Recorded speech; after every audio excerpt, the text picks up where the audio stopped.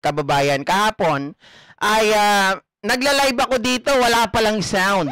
'Di ba? Kaya lang hindi ko po na-topic kasi medyo nakalimutan ko itong nangyari dito. Panelo, mga kababayan, itong si Attorney Panelo, umalma po sa gobyerno dahil ang clemency or ang executive clemency daw na ibinigay kay dating mayor ng Iloilo na si Mayor Jed Mabilog.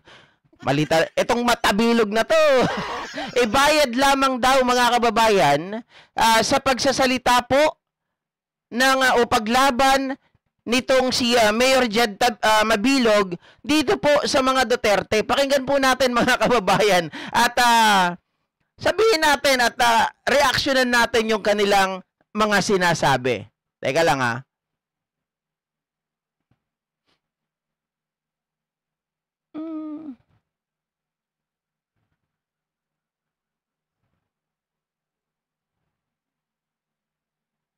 Sorry. Ay, nako. Teka lang. Uy, teka lang.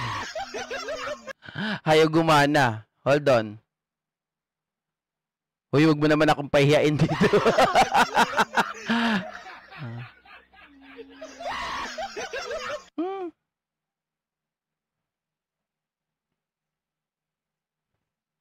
Ayun.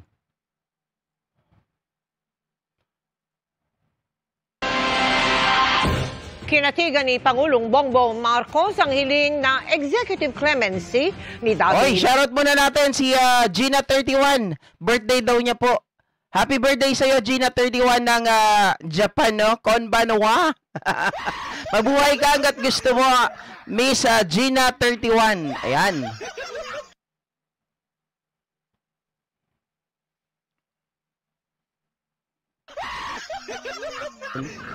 Wala na akong habol.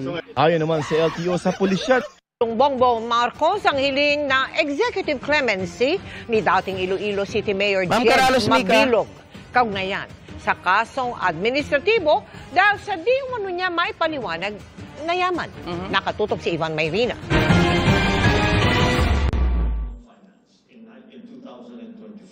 Executive clemency ang ginawa ni Pangulong Bongbong Marcos kay dating Iloilo City Mayor Jed Patrick Mabilog.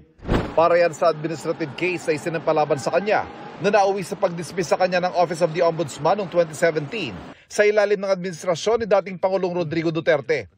Kaugnayan nang umano'y hindi maipaliwanag ng paglago ng yaman ni Mabilog mula 2012 hanggang 2013. He pleaded that his liabilities or disabilities under that decision of the Ombudsman should be expunged because he was forced by circumstances to go to another jurisdiction and to stay away from the Philippines for some time.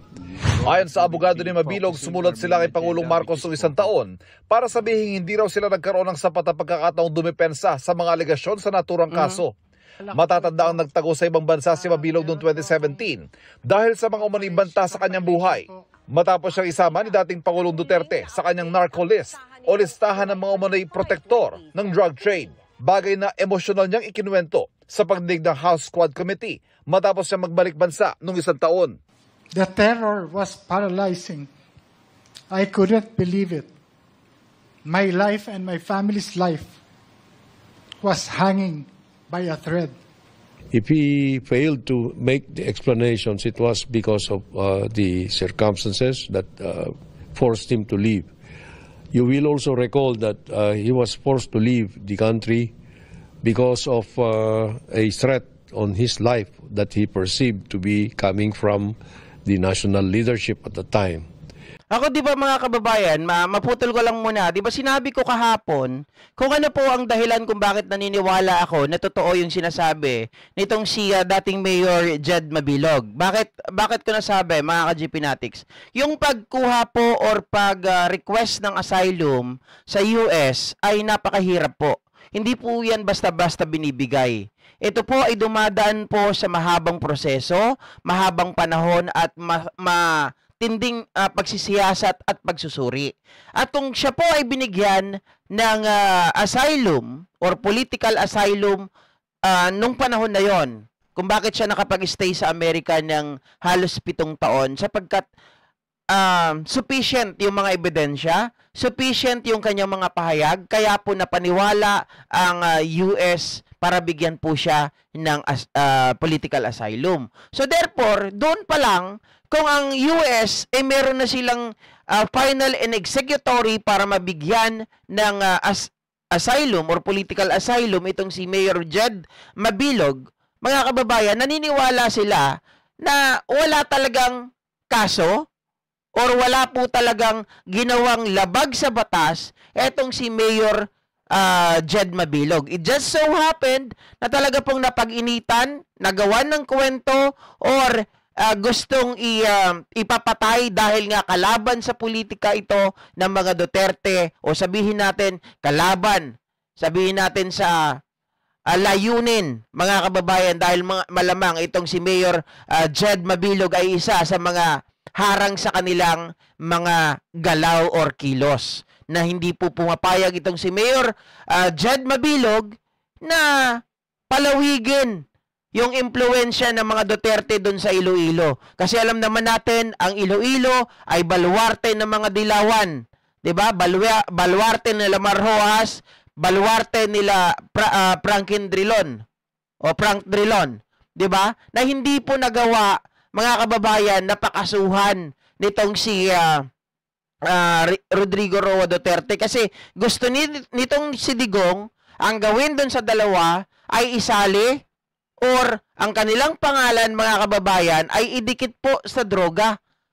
'Di ba, na hindi po nagtagumpay. Ganon ang gusto niyang mangyari, sirain ng mga tao na kumakalaban sa kanya. So sa pagbibigay po ng US ng political asylum dito kay Jed Mabilog, naniniwala po ako na ang lahat ay gawa-gawa lamang. At hindi rin naman magdidesisyon ang Pangulo natin, ang ating Executive Department, na bigyan po ng executive clemency itong si Mayor Jed Mabilog kung tingin po nila ay may kasalanan ito. At sinasabi nga nitong si E.S. Bersamin ay walang time na makapagpaliwanag itong si Mayor Mabilog. Bakit? Pwede siyang patayin di ba? Pinapasuko siya ni Bato. Pero may nagsabing opisyal sa kanya, pre, huwag kang pupunta. Dahil ang gagawin nila sa'yo, ikaw ay bibiktimahin nila, ikaw ay mapapatay, ikaw ay papatayin nila.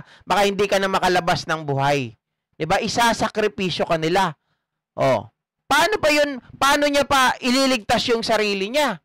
At doon sa mga kababayan, yung sinasabi nitong mga to, kahapon na nabitin ako, sabi nila, bangag kasi ang presidente, kaya itong si Mabilog, binigyan ng clemency para tuloy ang negosyo. Kung sinabi nyo na ganyan, di, ikakabit natin. Ulitin ko lang, yung kay Robin Padilla, binigyan din ito, hindi man executive clemency, pero binigyan si Robin Padilla ng presidential pardon. 'Di ba?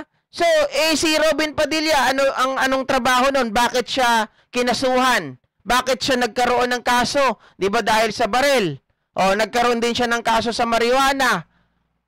Ano pa, mga kababayan, ng mga kaso ni Robin Padilla? 'Di ba? Meron pang isa, yung nakalimutan ko kahapon. Etong si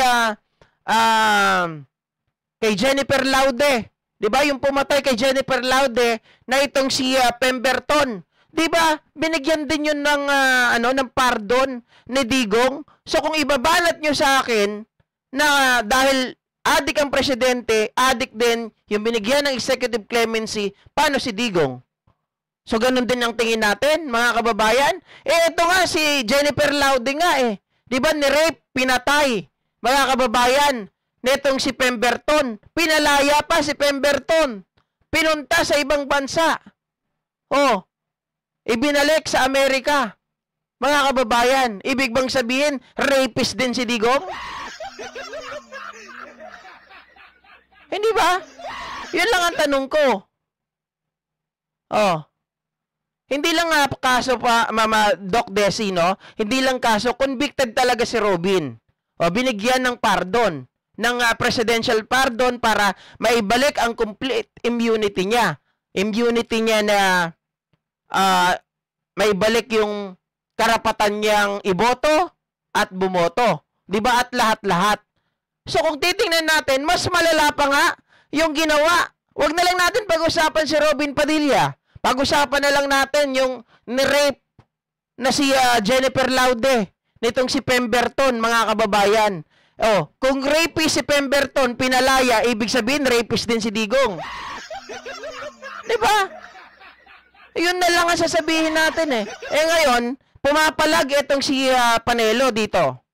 President Duterte accused him of being the drug lord in Iloilo City. Nagpasalamat si Mabilog sa Pangulo sa natanggap na executive clemency na patunay umano na sa kabila ng mali at mapanlinlang na mga kaso ay nanaig ang katarungan sa bansa. Pero tingin ni Attorney Salvador Panelo, dating Chief Presidential... ito na mga kababayan. Ito na yung sinasabi ni Panelo, Legal Counsel ng Administrasyon Duterte. Balinaw raw na gantimpala ang pardon na ibinigay kay Mabilog para raw sa pag-atake at paninira kay dating Pangulong Duterte na isang kritiko ng kasalukuyang administrasyon. Pero bukod sa kasong administratibo na saklaw ng clemency, may hiwalay pang kasong katiwalian sa Sandigan Bayan si Mabilog. Na kailangan tayo mag-focus dun sa kaso ni Mabilog, forced him to leave. You will also recall that he was forced to leave the country because of a threat on his life that he perceived to be coming from the national leadership at the time. President Duterte accused him of being the drug lord in Iloilo City.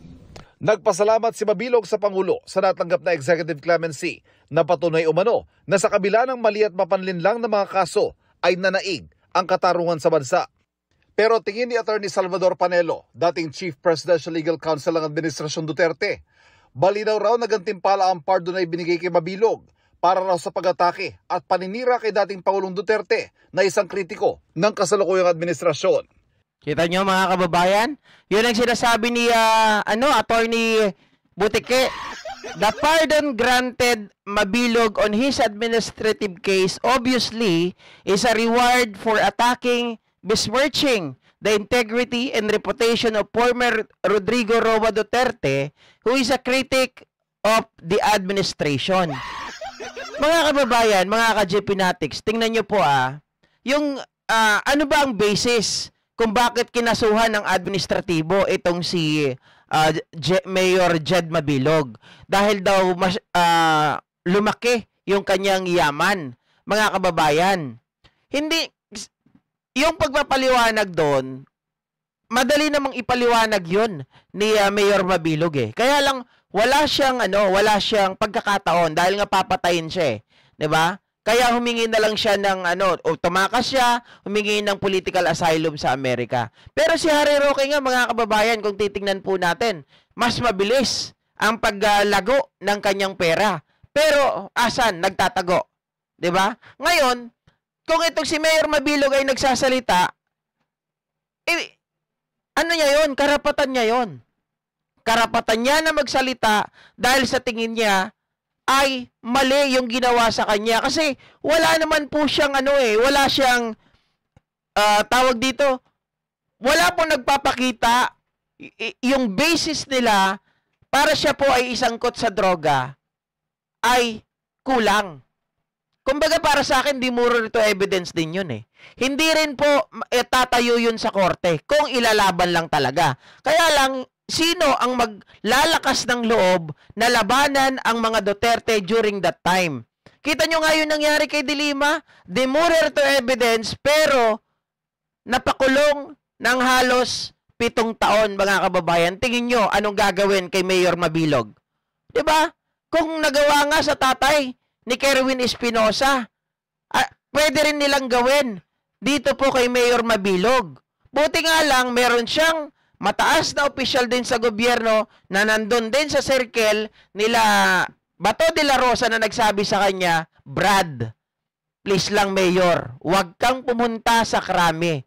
Dahil kapag pumunta ka, itutumba ka nila.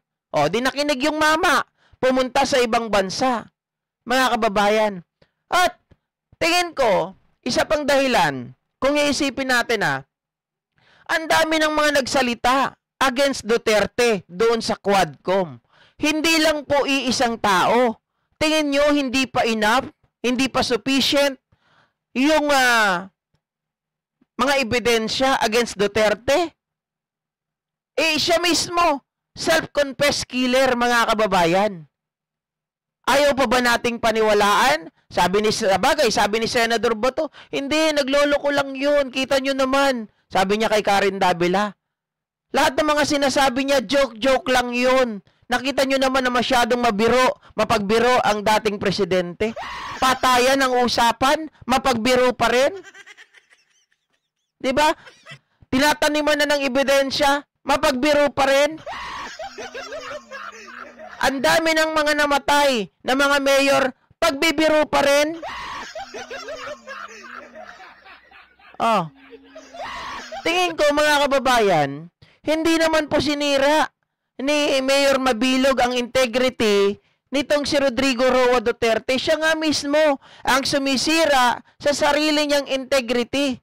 Itong si Mayor Mabilog nagsalita lang to justify, mga kababayan, yung sinasabi nitong nila Kerwin Espinosa. Diba? Na sila ay pinag-uusap, mga kababayan, at gusto rin siyang ipapatay, kaya lang merong nagsabi sa kanya o merong nagtip sa kanya na huwag kang pumunta. Kasi obviously, etong si Colonel Espinido, 'di ba? Ang kanyang assignment, mga kababayan, from one place to Iloilo. Kaya lang hindi niya na inabot itong si Mayor Mabilog. Dahil kung inabot niya ito, baka mamaya wala na rin ito. Sabagay, si Colonel Espinido naman, para sa akin, mabuting tao naman talaga, mga kababayan. Kaya lang, kapag iba yung panahon ngayon, iba yung panahon ni Digong. Dahil kapag kinalaban mo si Digong, kakasuhan ka. Kagaya po yung nangyari dito kay Colonel Espinido. 'Di ba? Tinanggal siya sa pwesto, tinapon kung saan, mga kababayan. Tapos pinagbintangan pa na protector daw din ng droga. Kumalaban sa droga, nang huli sa mga tao na nagpapakalat ng droga, pinagbintangan pa na protector at nababayaran ng daang-daang libo para lang manahimik. Sabi ni Liberty Torino, daming mga lawyer, di baling kriminal, importante, may pera. Ganyan po talaga ang ginagawa ng mga yan. Di ba? Sa kanila, kasi dahil magagaling, may mga pambayad ang kanilang client, di bali ng baliktarin nila ang tama, gagawing mali, ang mali gagawing tama. Di ba? Oh. Sabi ni Frederick Bungabong, wala talaga si Bato, dapat hindi to iboto sa eleksyon. Roel Manuel, ang tanong, may ulo ba? Sinong ulo? Sir Edward Porlahe, shoutout sa'yo, ha? Elizel Malianao, kupal talaga si Salsal Panelo. Bugok talagang utak niya. Siya ang patunay na bobo talaga ang mga dutae.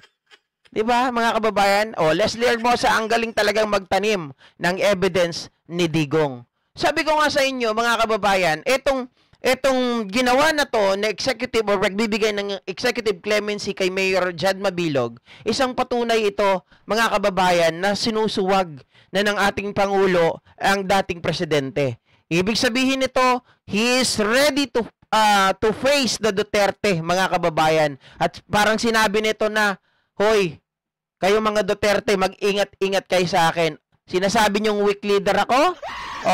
Di ba sabi ni Bersamin kanina, mga kababayan, mali si doon.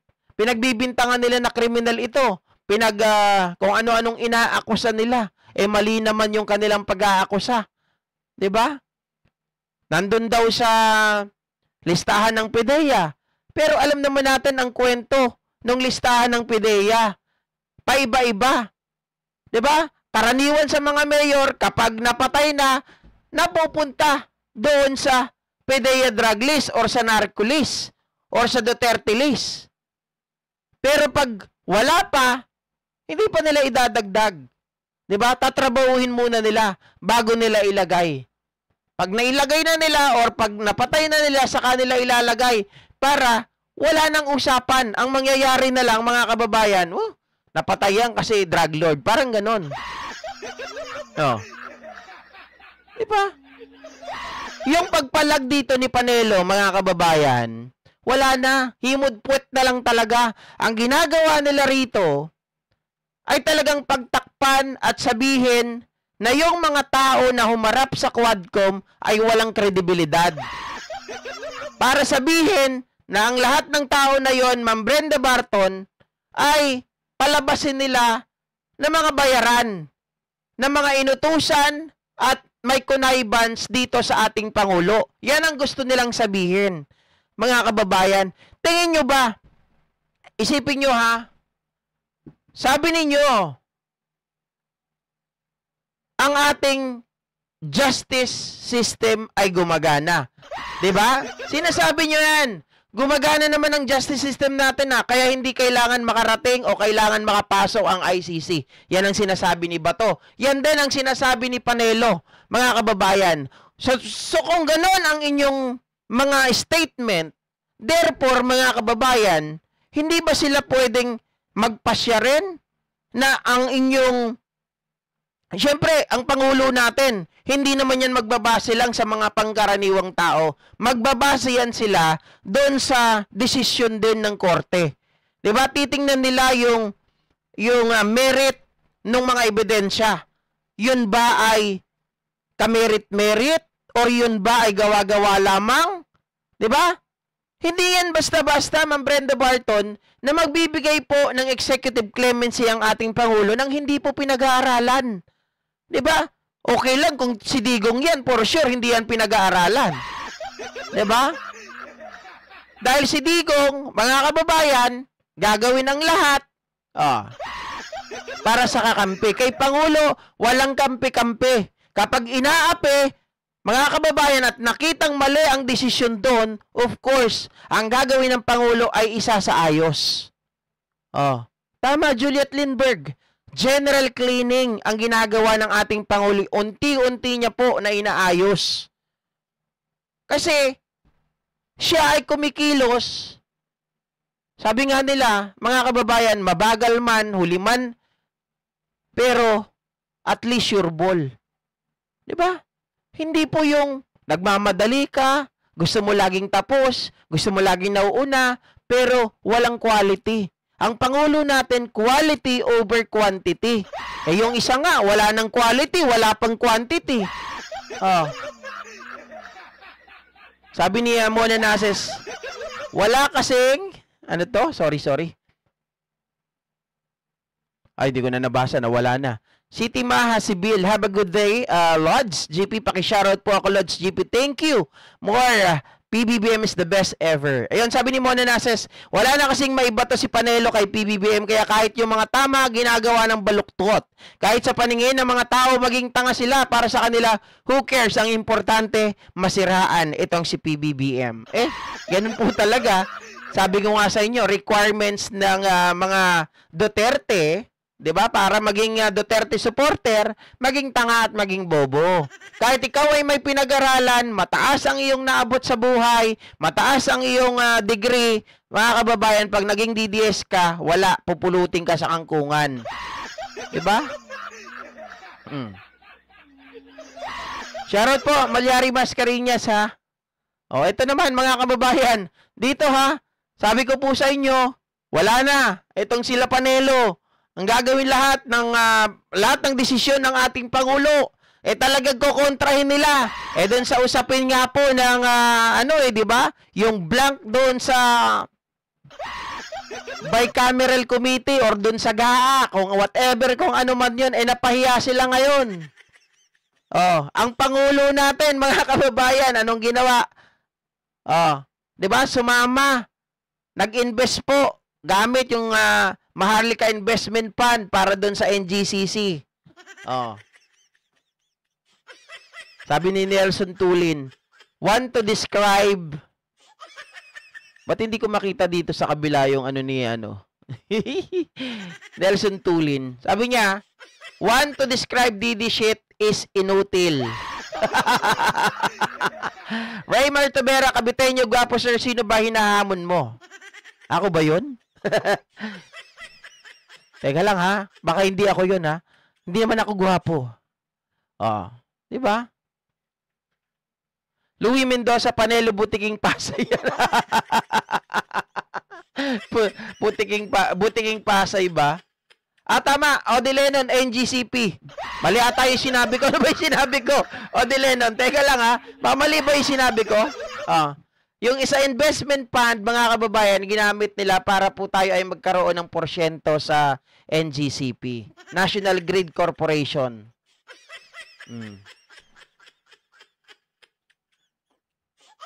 Sabi ni Jill Chambers, wala ngang death penalty sa batas natin. Pero kay Digong, walang kaso-kaso, patay agad. Samantalang yung napatunayan na nagkasala, nakukulong lang. Dito kila Digong, wala, pagkakampi po nila ang napaparusahan or kinukondena natin, ang nangyayari po dyan, mga kababayan, binabasahan tayo ng Bill of Rights. Pero kapag sila ang papatay, ador-birador, wala lang. Walang Bill of Rights, Bill of Rights. Diba?